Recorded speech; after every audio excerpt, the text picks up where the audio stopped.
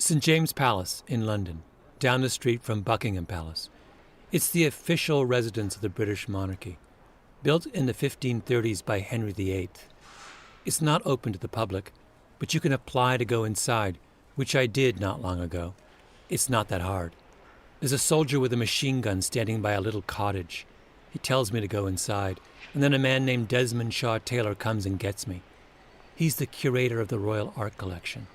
Early middle-aged, distinguished, a kind of high-end exuberance. You know, look at that building there that's kind of missing a bit. No, it has a nice jumble, Yeah. urban jumble. I came here to see a painting bought by Queen Victoria nearly 150 years ago. It's called The Roll Call. Inside the palace, there's red everywhere. Royal red, red carpets, red wallpaper. All the trim is in gold. The rooms are massive and almost entirely empty, except for the art on the walls. Enormous canvases, spanning many centuries everywhere. And in a kind of hallway, not far from the entrance, there it is. Roll Call, 1874. The absolute point of the roll call is that it has a single brilliant image idea.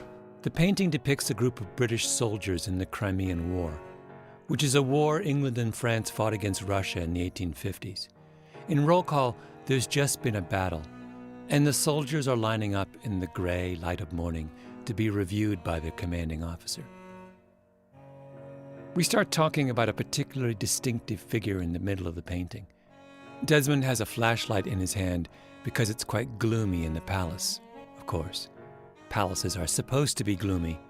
He shines the light directly on the man's face. That's a brave young man Yeah. who manages to stand upright. And this sort of encounter is suggestive of comradeship, isn't it? St. James Palace has dozens of war paintings. Handsome generals on white chargers, panoramic battle scenes, faceless soldiers in glistening uniforms. They're almost cartoons. But in Roll Call, the men are exhausted, wounded, defiant, bedraggled. It's real. And they are standing in a line, but they're not in a straight line, and they're not anonymous. Yes. So it's got one fantastic idea. Yeah. Thump. My name is Malcolm Gladwell. You're listening to the first episode of my podcast, Revisionist History.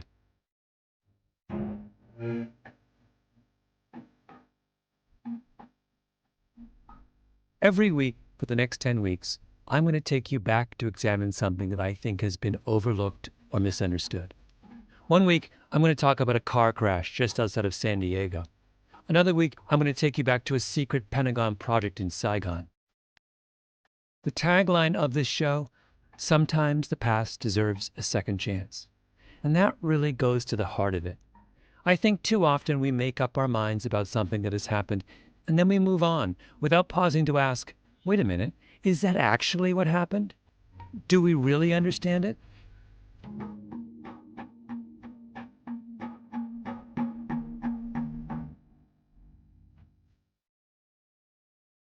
I'm starting with something very simple. A painting. The Roll Call. All but forgotten now. If you want to see it before you listen to this story, you can pause and go to revisionisthistory.com. But in 1874, when this painting became famous, something extraordinary happened that I think is worth revisiting. Because it's an issue that we deal with all the time today, which is what it means to be the first outsider to enter a closed world.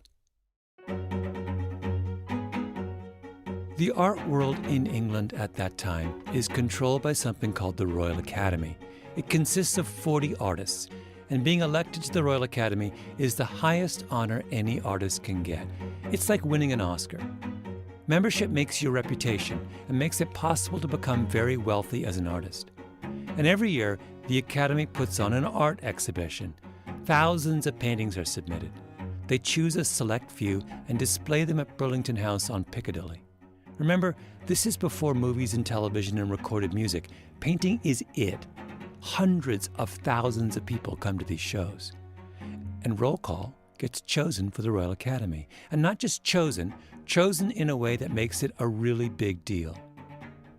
First of all, where the Academy hangs a painting on the wall matters a lot.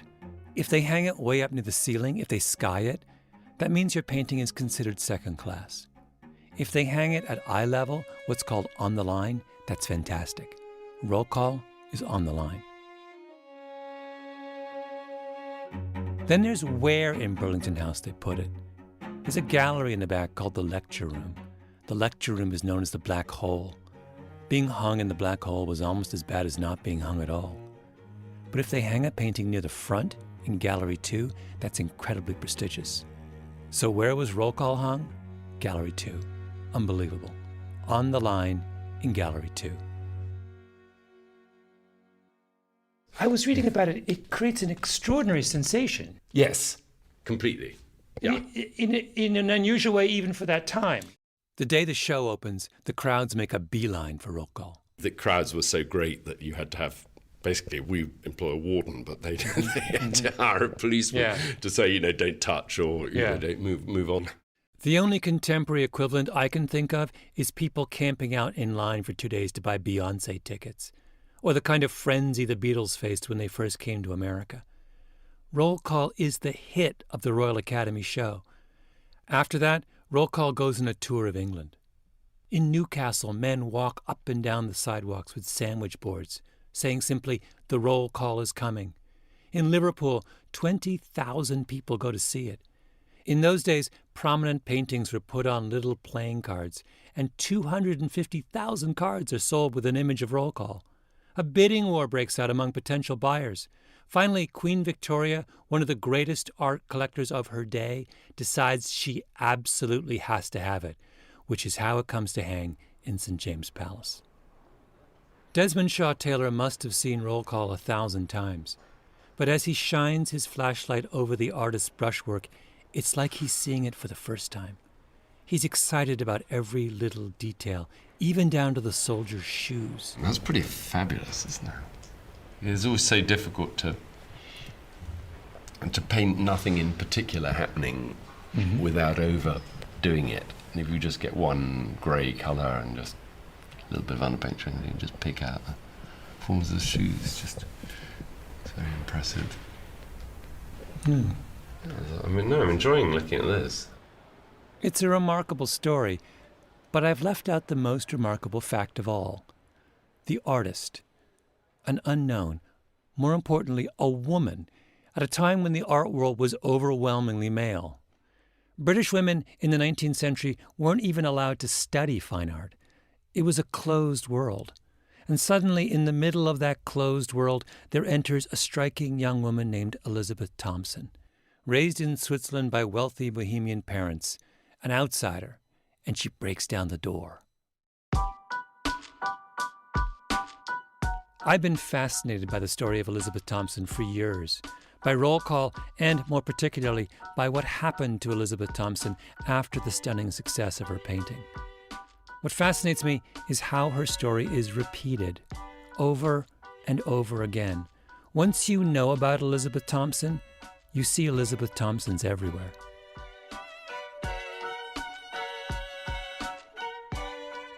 I don't know if you've ever heard of Julia Gillard. She was the first woman to become Prime Minister of Australia. She served from 2010 to 2013, and she had an incredibly tumultuous time in office. Near the end of her tenure, she gave a famous speech on the floor of the Australian Parliament. Here's the part everyone noticed. The Leader of the Opposition says that people who hold sexist views and who are misogynists are not appropriate for high office. Well, I hope the Leader of the Opposition has got a piece of paper and he is writing out his resignation. Because if he wants to know what misogyny looks like in modern Australia, he doesn't need a motion in the House of Representatives, he needs a mirror. That's what he needs. When I heard Julia Gillard give that speech, I thought about Elizabeth Thompson, because Gillard and Thompson were in the same situation, women dealing with the consequences of breaking down the door. I also remember Elizabeth Thompson when I think of Hillary Clinton. There's an idea that I think helps explain the phenomenon of Elizabeth Thompson and Julia Gillard. It's called moral licensing. It's a fairly new concept in social psychology.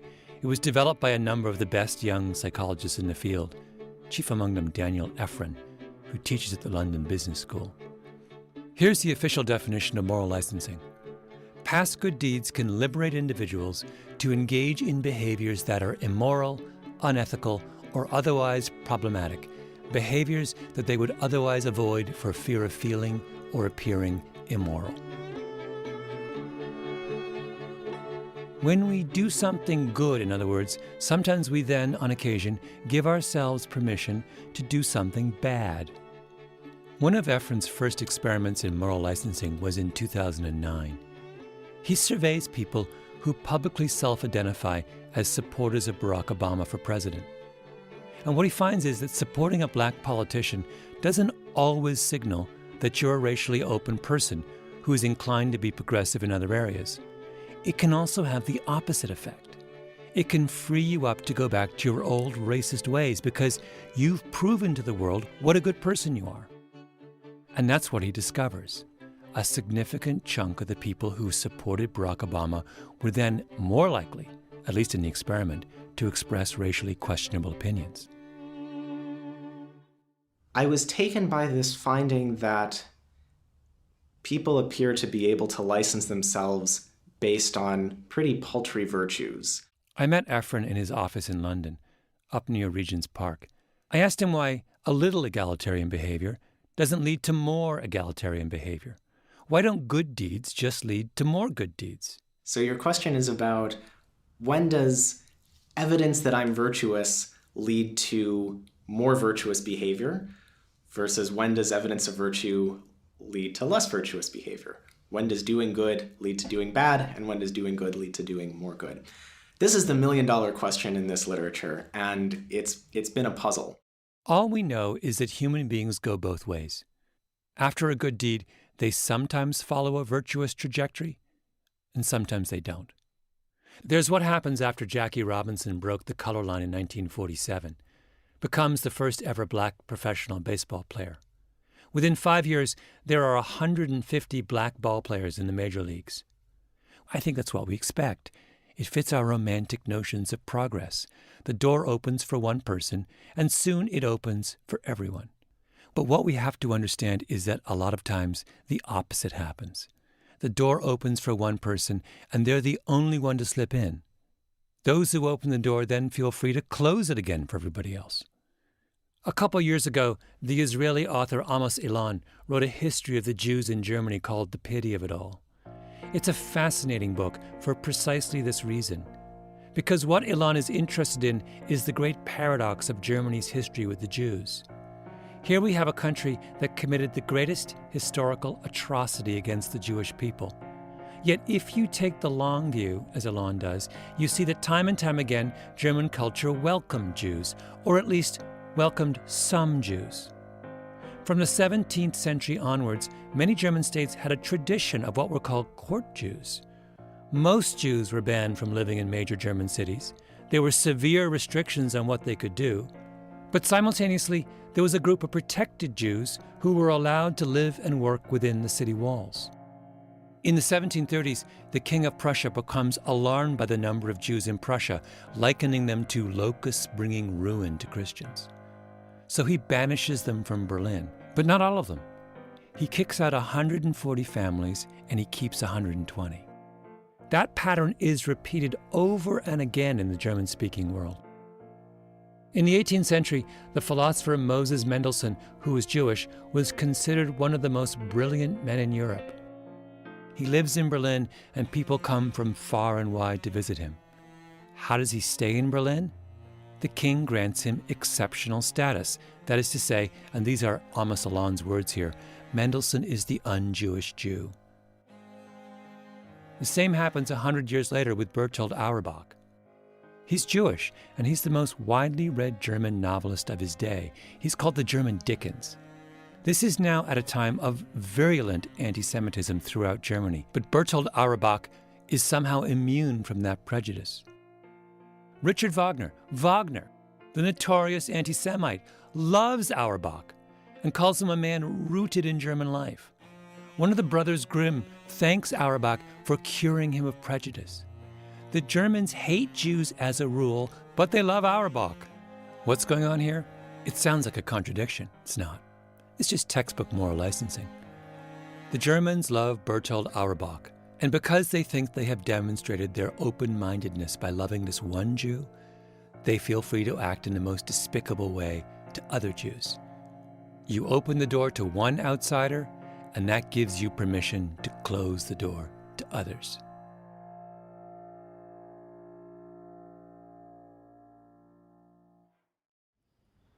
After seeing Roll Call at St. James Palace, I went to the Tate and sat on a little bench outside the Turner Gallery with Paul Usherwood. Usherwood is an art historian who has written extensively on Elizabeth Thompson. In fact, I first learned about Elizabeth Thompson because I stumbled across an absolutely brilliant article by Usherwood in the Woman's Art Journal. It was called Elizabeth Thompson Butler, A Case of Tokenism. Usherwood is wispy and tweedy in the best possible English way. I imagined that after our chat, he would go straight home, spend an hour in the garden, then go for a brisk walk across a few soggy fields with the dogs. Usherwood argues that in making sense of what happened to Elizabeth Thompson, it's really important to understand the role of the Royal Academy.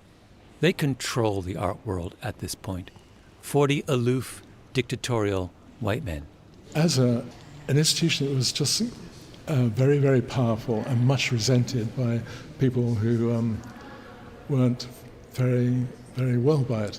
Academy members gave their own pictures the best positions on the walls of the annual exhibition. Meanwhile, they pretty much ignored everyone else's art, including in 1874, the year when Roll Call went up.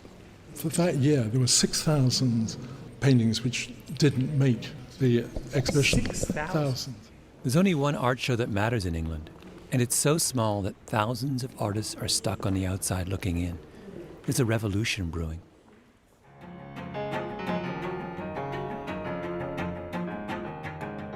So along comes Elizabeth Thompson, a woman, an outsider, with an absolutely brilliant painting, and the Academy hangs it on the line in Gallery 2, and everyone thinks this is a sign that the Academy is finally opening its doors. To what? To the Holy Grail, membership in the Royal Academy itself. It seems destined to happen. One of the most prominent art critics of the day writes in the Daily Telegraph that Roll Call's success proves that, and I'm quoting here, real genius has no insurmountable obstacles in the English art world. In short order, Thompson is nominated for election to the Royal Academy. She's one of the most famous artists in England. She has a huge public following. Every artist in the country is riveted by her candidacy. And what happens? She loses, but by just 2 votes. It doesn't feel like the end. Everyone says this is progress. Here we have a young artist, still in her 20s, and on her first try, she comes within a hair's breadth of acceptance into the Old Boys Club. Everyone thinks that she's going to be a lock for election the next time round. They look at her and they say, Elizabeth Thompson, pioneer. But then Thompson submits another painting to the Academy. Another brilliant painting called Quatre Bras, a depiction of the Battle of Waterloo. By that time, she's a celebrity and has fantastic assistance from the army. 300 soldiers at one point are paraded so she could paint that picture. This is in 1875, the year after Roll Call's triumph. So what happens to Quatre Bras? What they do is they stuff it away in an obscure corner, so it's quite hard to see. Thompson's new work is hung in the lecture room, at the back, the Black Hole. And the Black Hole is where her election to the Royal Academy also goes. Remember, she was within 2 votes of getting in, and everybody said she's a lock for the next time around. But she isn't. There is no next time around. Instead, the male Academy members have these absurd internal conversations about how it would work if a woman ever got elected. What about the etiquette? At the banquet, how would that be arranged? Who would bring in, it was the thing for the male academician to escort a woman into the banquet, but how would that work with a woman? They fussed about it. They tied themselves in knots at the thought of a woman entering their club. So the Academy members passed new regulations to limit the privileges of any women who might get elected in the future. Because they've proven their bona fides. They hung roll call on the line in Gallery 2. Who can doubt how open and progressive they are? Now they can go back to the way they were. In 1881, Elizabeth Thompson paints what might be her most famous painting, Scotland Forever. It's a thrilling depiction of a charge of the Scots Greys at Waterloo in 1815. Scotland Forever is never shown at the Royal Academy, and Thompson doesn't even try again to get elected. She can read the writing on the wall. In fact, no woman would be elected to the Royal Academy until 1936, more than half a century later. As for Thompson, she married an army officer named William Butler. She changed her name. She raised 6 children. Her career took a backseat to her husband's. When he writes his memoirs, he doesn't say a word about her, his own wife, one of the most famous artists in England. His autobiography, 455 pages. She's not mentioned in the index. He mentions that he was married. He mentions that he did have children. And that's it. And when she writes her memoirs, she acts as if the whole incident with her near election to the Royal Academy never happened. Today, people would write an entire book about it. But she's been defeated, and she knows it. Here's all she says. As it turned out, in 1879, I lost my election by 2 votes only. Since then, I think the door has been closed. And wisely. That's the part that always gets me. And wisely. She's given up.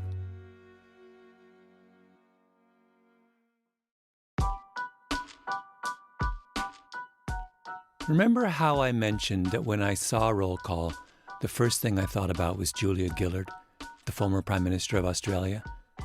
That's because it's the same story. Gillard's election was a milestone in Australian history, the same way it would be for any country.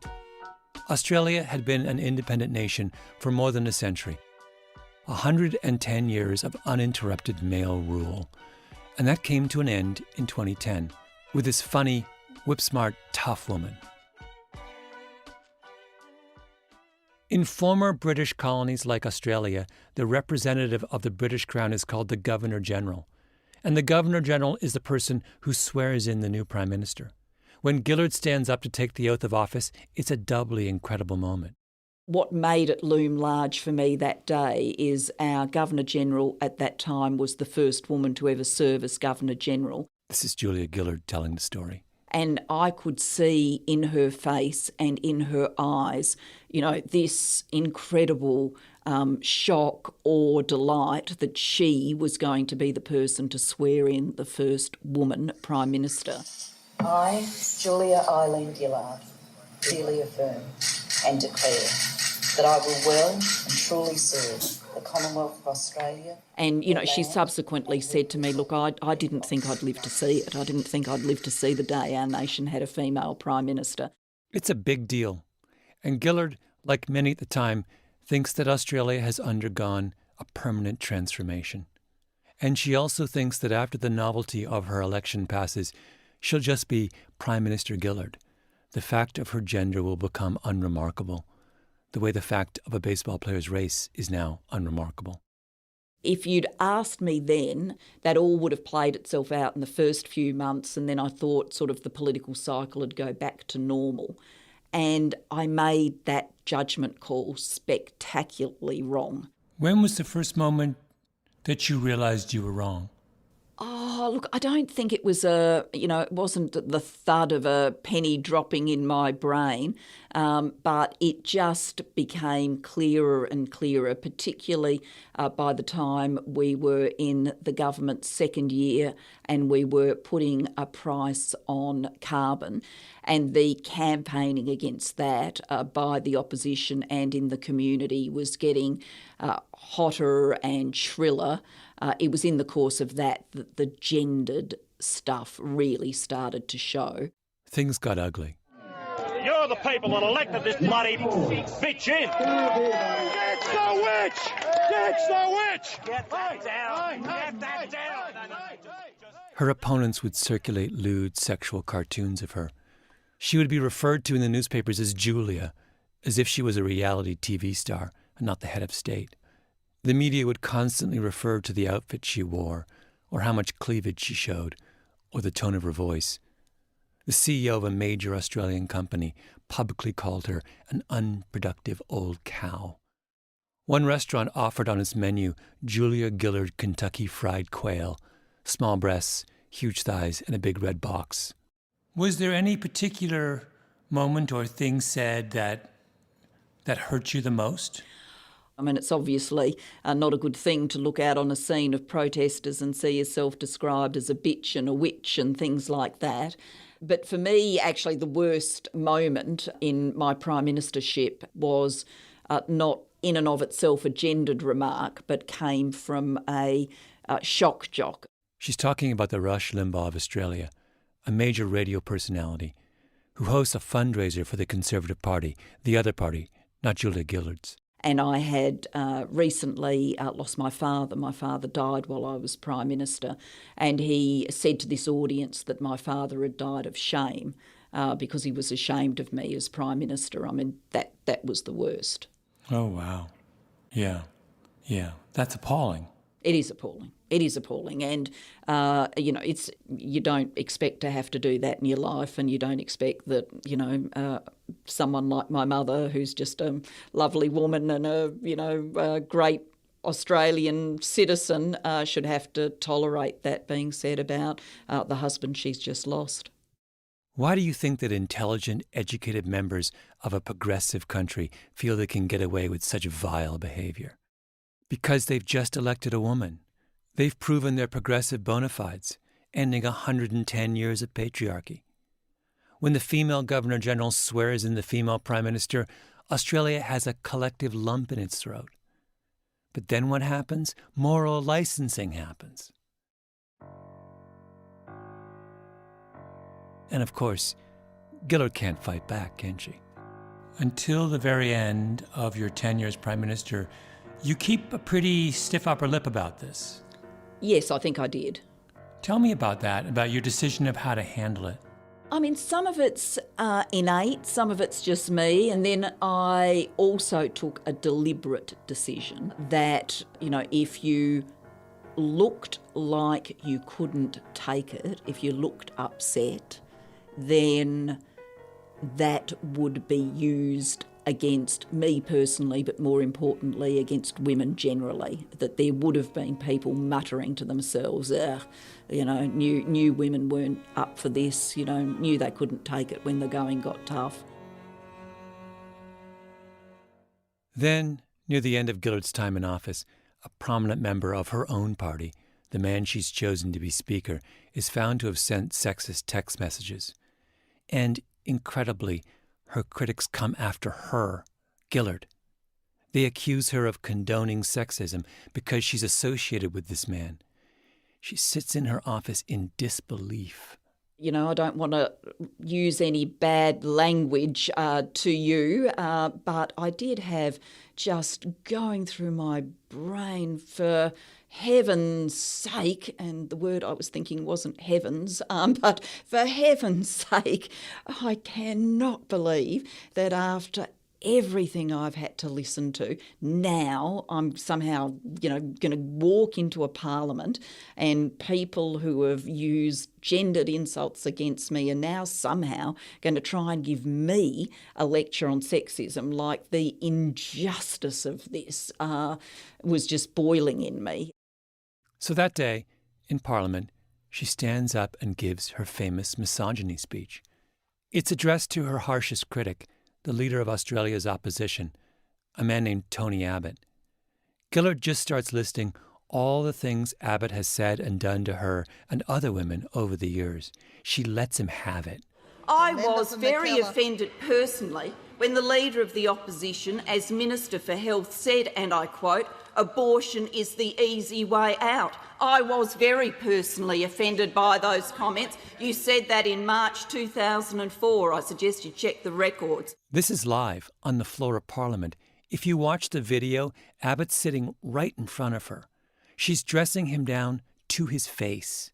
And the longer she goes on, the more he shrivels and shrinks. I was also very offended on behalf of the women of Australia when in the course of this carbon pricing campaign, the Leader of the Opposition said, when the housewives of Australia need to do what the housewives of Australia need to understand as they do the ironing.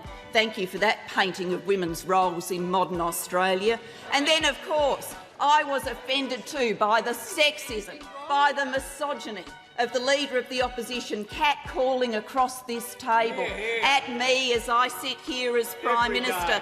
If the Prime Minister wants to, politically speaking, make an honest woman of herself, something that would never have been said to any man sitting in this chair. I was offended when the Leader of the Opposition went outside in the front of Parliament and stood next to a sign that said, "Ditch the witch." I was offended when the Leader of the Opposition stood next to a sign that described me as a man's bitch. I was offended by those things. Misogyny, sexism, every day from this Leader of the Opposition. Every day, in every way, across the time the Leader... This was in 2012. It was practically yesterday. At her last news conference as Prime Minister, Gillard says, "What I am absolutely confident of is that it will be easier for the next woman, and for the woman after that, and the woman after that, and I'm proud of that." But forgive me for being a little less optimistic than she was.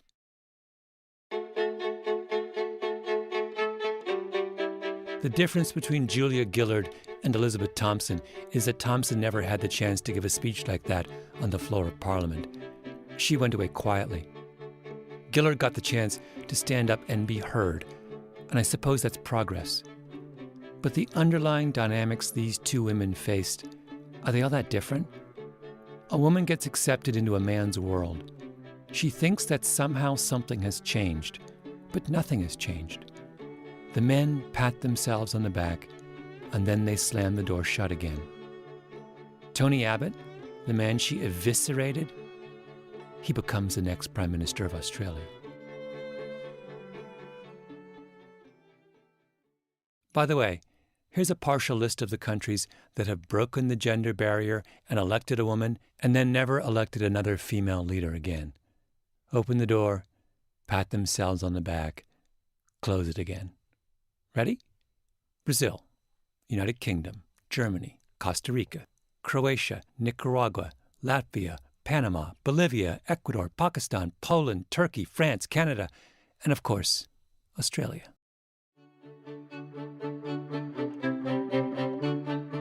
Makes you wonder about Hillary Clinton, doesn't it? She's not going to have it easy.